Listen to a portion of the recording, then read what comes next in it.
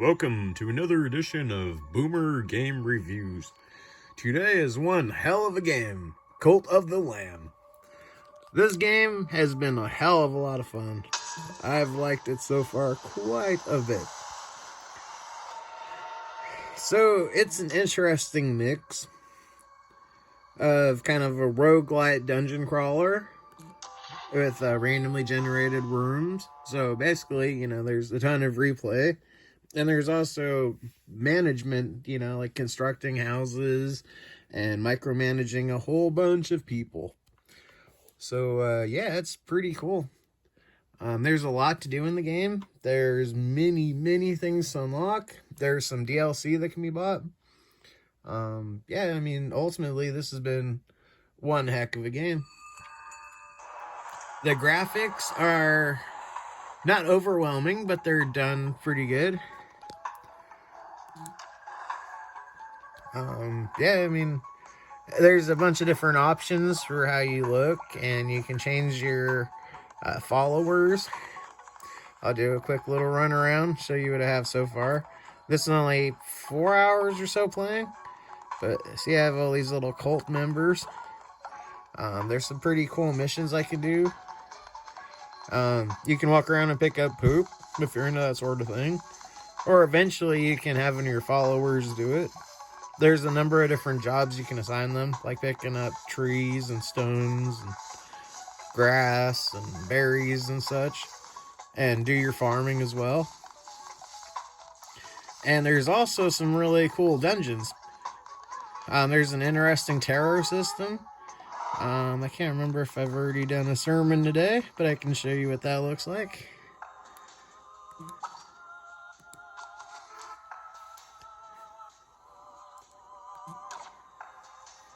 I've already done a sermon today. Oh, golly. There's other sacrifices and rituals, but I don't have enough of those materials at the moment. I'll go ahead and show you what the dungeon looks like.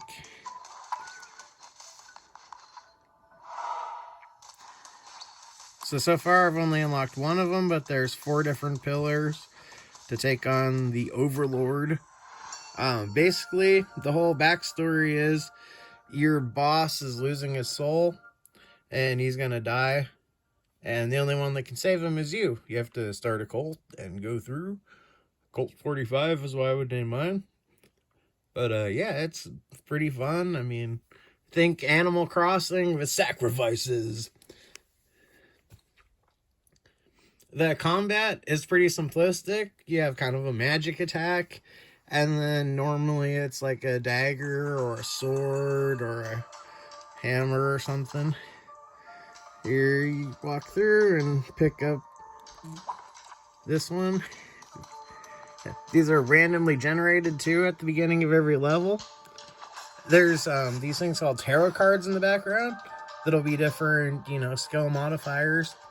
Like say, like one I had picked up just recently was better weapons at the start. Is why that one wasn't just a simple one. And equip a spell. And most things are breakable. You can just walk through and smash them. There's some things actually rebuild themselves too after you smash them. Okay, that's my magic. It's pretty crazy. Get back to a little more of the fighting. I'll just hit some random buttons. I'll let myself die so I can show you something kind of cool. Okay.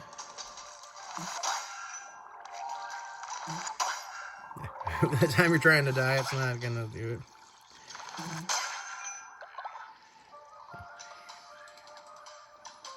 And I'm poisoned too, looks like.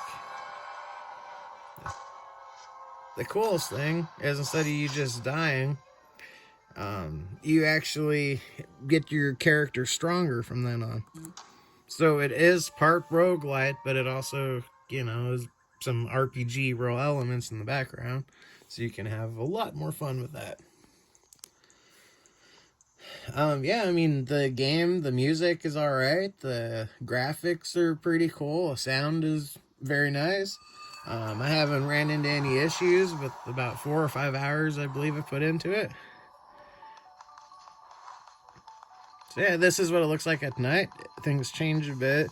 There's some critters I can go around and catch. But yeah, it's kind of a pain to get those. Yeah, there's poop. Oh no, water I can do. Watering my plants. And then these are currency to buy upgrades. You get from your followers praying. Or worshiping you. Yeah, ultimately I'd give this game an 8 out of 10. Maybe even slightly higher. Definitely one of those I will be playing quite a bit more. Interesting to see what you can do, how the story goes. Yeah, it's just been a hell of a lot of fun. This has been Boomer Game Reviews with Cult of the Lamb.